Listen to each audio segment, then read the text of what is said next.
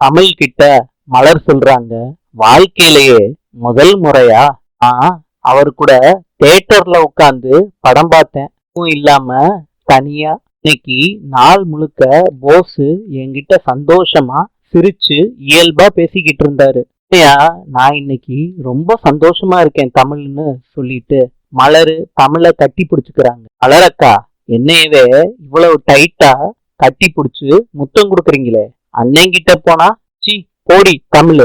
அக்கா, உங்களுக்கு வெக்கம் வருதா? அக்கா, இவ்வளவுதான் வாழ்க்கை. ஒரு நாள் நமக்கு கஷ்டத்தை கொடுத்துச்சுன்னா இன்னொரு நாள் சந்தோஷத்தை கொடுக்கும்." மலரு ரொம்ப சந்தோஷமா இருக்காங்க. இன்று ஆப்கானிஸ்தானின் தலைநகரம் காபூல். நாளை